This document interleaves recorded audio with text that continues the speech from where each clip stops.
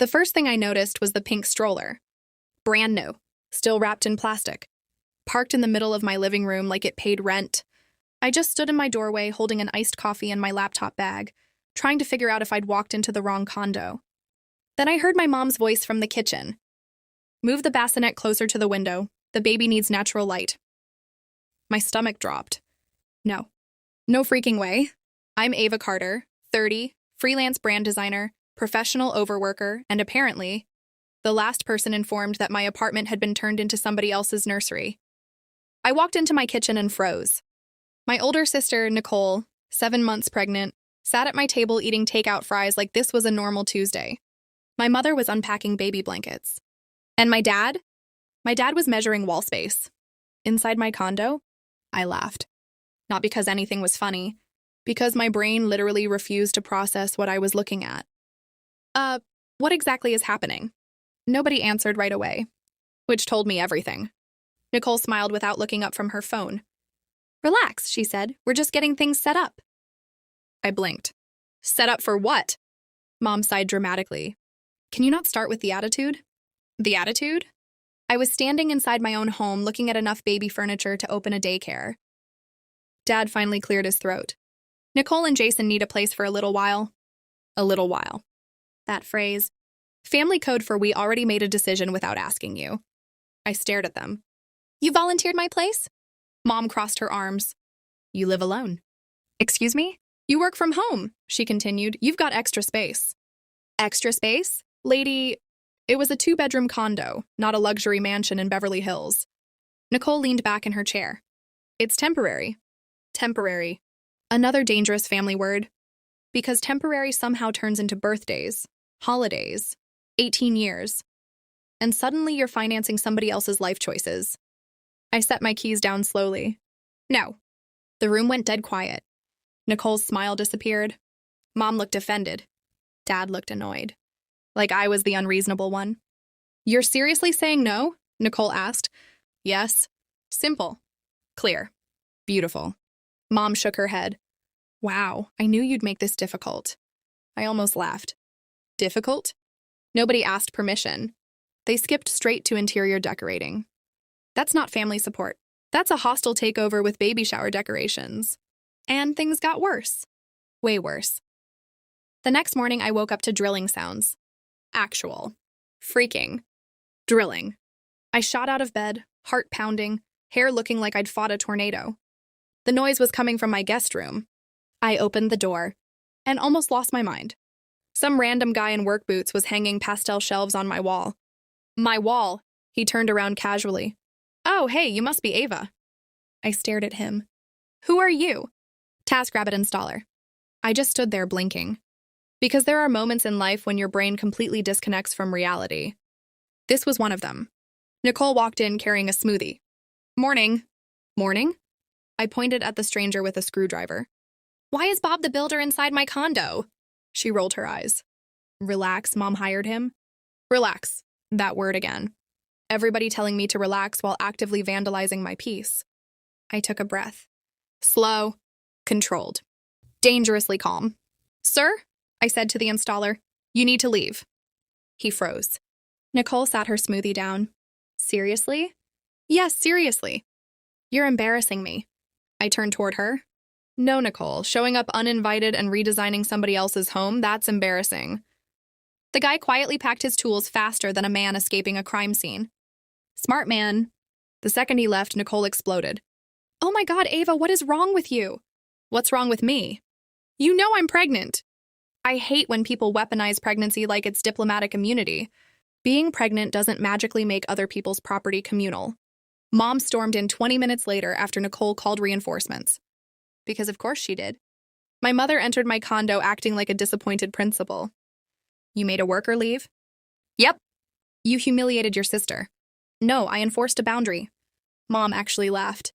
A short, bitter laugh. Boundary? Since when do families need boundaries? I stared at her. Since always. Especially with families like ours. Then Dad called. Speakerphone. Bad sign. Ava, he said, you're acting selfish. Selfish. That old favorite. Funny how independence becomes selfishness the second someone wants access to what you built. I rubbed my temples. Where's Jason, by the way? Silence. Tiny, uncomfortable, suspicious silence. Nicole looked away. Mom suddenly became very interested in adjusting baby blankets. Uh-oh. There's something you're not telling me. Nobody answered. My chest tightened. Nicole? She sighed dramatically. Jason lost his job. There it was. The missing puzzle piece. Lost his job. 2 months earlier. And apparently forgot to mention it while posting steak dinners and vacation throwbacks online. I folded my arms. So, you guys are broke. Nicole's face hardened instantly. We are not broke. Right. Because financially stable people definitely move into their sister's condo without asking. Makes perfect sense. Mom stepped in fast. They just need support. Funny. When I got laid off 3 years ago, support looked a lot like instant ramen and panic attacks. Nobody offered me housing. Nobody offered me money. I survived because I had to. But Nicole got soft landings, emergency committees, emotional protection plans, the Golden Child Starter Pack. And somehow, my condo was the rescue package. I looked around my living room. Baby boxes, blankets, furniture catalogs, people making decisions about my life like my opinion was optional. Something inside me clicked. Not anger. Clarity. Cold, sharp clarity. I smiled. Nicole narrowed her eyes. What? I picked up a baby catalog from my coffee table. Nothing, I said softly. You guys win. The mood changed instantly. Mom relaxed. Dad sounded relieved through the phone. Nicole actually smirked. Big mistake. Huge mistake. Because when difficult daughters suddenly become agreeable, somebody should get nervous. That night, I made one phone call. And by Friday night, I invited everybody over for dinner. Mom brought cheesecake. Dad brought wine. Nicole walked in carrying a list titled Baby Room Ideas. Bold move. Real bold. I smiled the whole time. Calm. Friendly. Almost suspiciously calm. But my family had never been great at reading warning signs. We sat around my dining table eating pasta like we were starring in some dysfunctional family commercial. Nicole spent 20 minutes talking about stroller brands. Mom discussed curtain colors. Dad started debating where a crib would fit best. Inside, my condo. Wild. Finally, I set my fork down. Before dessert, I said casually, there's something we should go over. Nicole smiled. Perfect, I actually made a moving timeline. Moving timeline? Oh, she had plans. Cute. The doorbell rang. Mom frowned. Expecting someone? Yep. I walked to the door and opened it. A woman stepped inside wearing a navy blazer carrying a leather folder. Nicole's smile vanished instantly. My dad sat up straighter. Because nobody likes surprise paperwork. Everyone, I said calmly. This is Rachel. Rachel nodded politely. Good evening. Mom looked confused. Who's Rachel? My attorney. Silence. Beautiful. Heavy. Movie scene silence. Nicole laughed nervously. Okay, what is this? I folded my hands. An important clarification. Dad frowned. Ava, enough with the drama. Rachel opened her folder. Not dramatic. Just organized destruction. She placed documents across my dining table.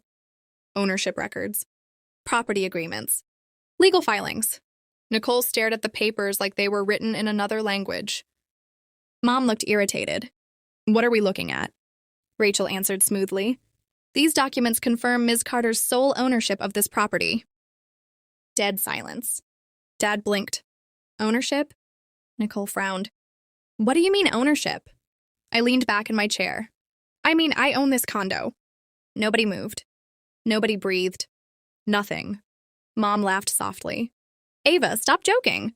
Not joking. Dad grabbed the papers. His face slowly changed color. You bought this place? 3 years ago. Nicole looked completely stunned.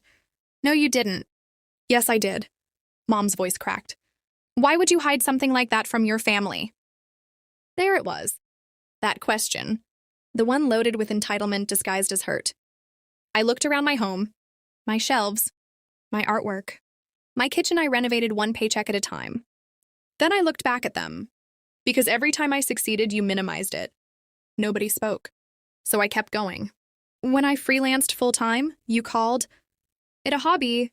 Mom looked down. When I saved for a down payment, you said I was wasting money by not getting married. Dad's jaw tightened. When I struggled alone, nobody showed up. Nicole crossed her arms defensively. That's not fair. No, I said quietly.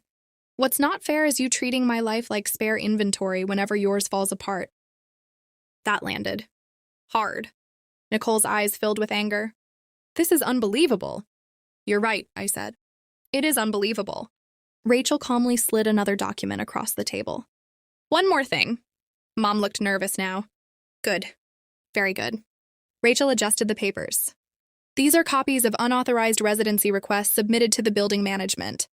Nicole went pale. Instantly. Dad turned slowly toward her. You did what? Oops. Guess that secret wasn't staying buried. Nicole stammered. I was just trying to secure mail access temporarily. Rachel cut in smoothly. Falsifying residency information can create legal exposure. Mom's face lost color. Dad looked furious. And for the first time all week, nobody called me selfish. Nobody called me difficult. Nobody told me to relax. Funny how respect shows up the second paperwork enters the room. I stood slowly. Here's what's happening. My voice stayed calm. Controlled. Done. You're taking every baby item out of my condo tonight. Nicole opened her mouth. No. I raised a hand. Actually, yes. Dad stood up immediately. Nicole, pack your stuff. Mom looked shocked. Wait. No, Dad snapped. We are not turning this into a legal problem. Nicole stared at everybody like betrayal had suddenly become unfair when it happened to her. Interesting. Very interesting. Within 40 minutes, the stroller was gone. The boxes were gone. The fake nursery dream? Gone.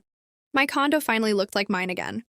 When the door closed behind them, the silence felt expensive, peaceful, earned. I locked the door, changed the entry code, then poured myself a glass of wine. Because protecting your boundaries? Turns out that deserves a celebration. 3 weeks later, Nicole and Jason rented a tiny duplex across town. Not glamorous, not Instagram-worthy, but theirs. Funny how people suddenly figure things out when free housing disappears. Mom stopped dropping by unannounced. Dad stopped calling me selfish. Honestly, the silence was kind of beautiful. For the first time in years, nobody was trying to manage my life like it was a family group project. Then one Sunday afternoon, my phone buzzed. Mom. I considered ignoring it. Almost did. But curiosity won. Hey, I answered carefully. Her voice sounded different. Smaller. Less certain. I was driving nearby, she said. Can I stop over? No emergency speeches. No guilt trip. Weird. Fine. 20 minutes later, she stood inside my condo holding a paper bakery bag. No decorations. No opinions. No baby catalogs. Just cinnamon rolls. We sat awkwardly at my kitchen table. The same table they once planned a nursery around without my permission. Mom looked around quietly. Really looked. The framed client awards on my wall. The custom bookshelf I built myself. The office corner where I'd worked insane hours building my business. She let out a slow breath. You did good here. Simple words. But from my mother, that sentence had history. I stayed quiet. Then she surprised me. I didn't realize how hard you worked for all this. I almost laughed. Not because it was funny. Because I'd spent years wishing someone would notice. Yeah, I said softly. I did. Silence settled between us. Not comfortable. Not hostile either. Just honest. Finally, Mom looked down at her coffee cup. We shouldn't have assumed. No excuses. No, but family helps family. Just the truth. Small miracle. I nodded once. You shouldn't have. Across the window, rain tapped softly against the glass. Mom wiped her hands on a napkin. I thought helping Nicole meant everybody else would adjust. There it was. The family formula, one person's crisis becoming everybody else's obligation. Usually mine. I leaned back in my chair. Support doesn't mean taking things from one child to save another. She didn't argue. That told me more than any apology could. When she left, she paused near the door. Would you maybe come by dinner next week? Not a demand. An invitation. Progress. Slow progress. I thought about it. Then shrugged. Maybe. Baby steps. Literally. After she left, I locked the door out of habit. Then smiled. Because this story was never really about a condo. Or baby furniture. Or family drama. It was about something way simpler. The moment I stopped asking permission to matter. The moment I realized boundaries aren't cruelty. They're self-respect with a backbone. I walked toward my office, opened my laptop, and pulled up a new client project. Outside, the city kept moving. Inside, my home was quiet. Mine. Completely unapologetically mine. And for the first time in a long time, that felt enough.